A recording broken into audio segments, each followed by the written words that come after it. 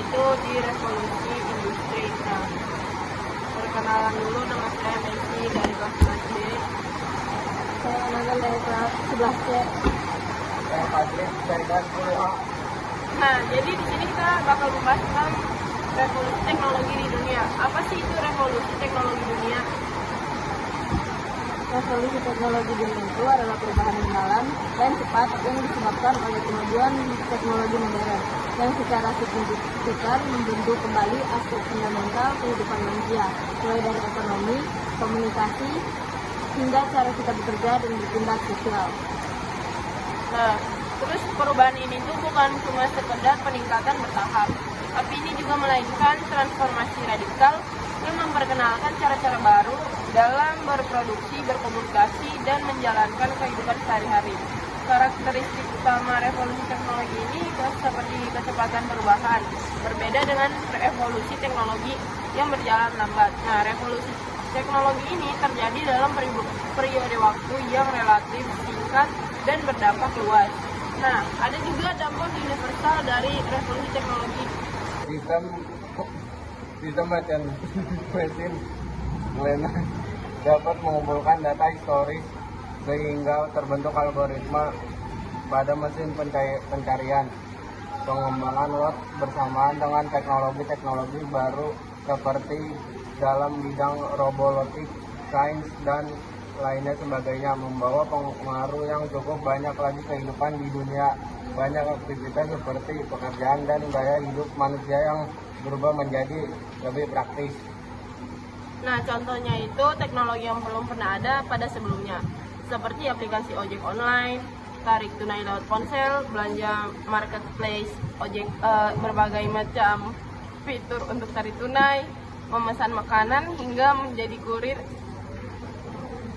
Goblok. Diam dulu. Ulang.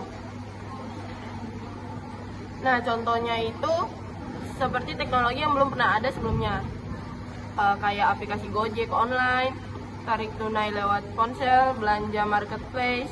Nah, terus habis itu memesan makanan secara online, menjadi kurir antar barang.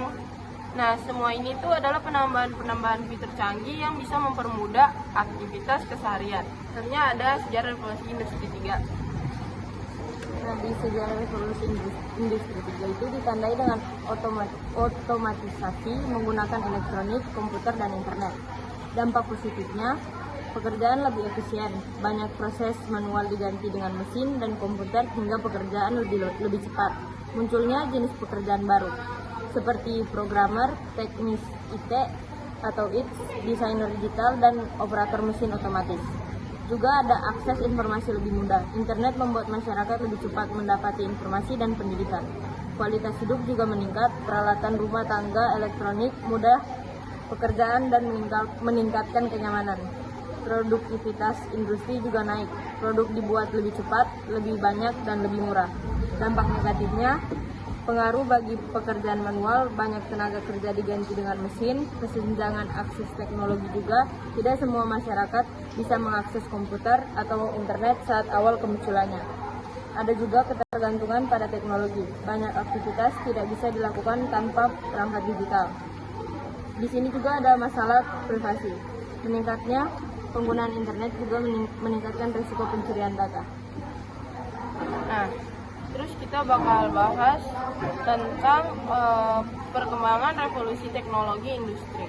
Revolusi teknologi industri dimulai dari revolusi industri pertama dengan penggunaan mesin di bidang pertanian dan manufaktur. Kemudian datang revolusi industri kedua yang membawa listrik dan produksi dalam jumlah besar. Revolusi industri ketiga mengendalikan otomatis berdasarkan komputer.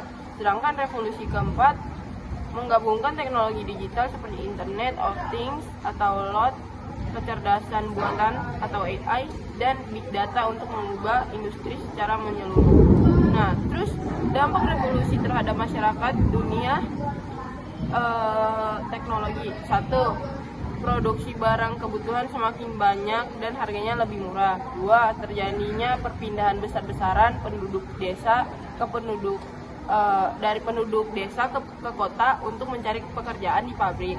Terus yang ketiga, perkembangan transportasi dan komunikasi semakin cepat sehingga informasi bisa diakses lebih mudah dan luas. Yang keempat, struktur sosial berubah, munculnya kelas pekerjaan dan pengusaha baru. 5. Terjadinya ketimpangan ekonomi yang menyebabkan usaha kecil bangkrut dan penghasilan buruh menjadi rendah. Terus kita bakal bahas prinsip kerja mesin industri secara umum adalah mengubah energi. Prinsipnya adalah kerja mesin industri secara umum adalah mengubah energi seperti listrik atau tenaga mekanik menjadi gerakan yang bisa digunakan untuk memproses bahan atau membuat produk. Mesin biasanya bekerja dengan komponen utama seperti motor yang mengubah energi listrik menjadi gerakan berputar. Gerakan tersebut kemudian diteruskan melalui komponen transmisi seperti poros untuk memutar alat potong atau bagian mesin yang melakukan pekerjaan. Nah, terus kita bakal bahas tentang pembuatan enzim dan biokatalis yang digunakan dalam berbagai proses industri. Nah, contohnya itu seperti pembuatan deterjen, makanan, dan obat-obatan.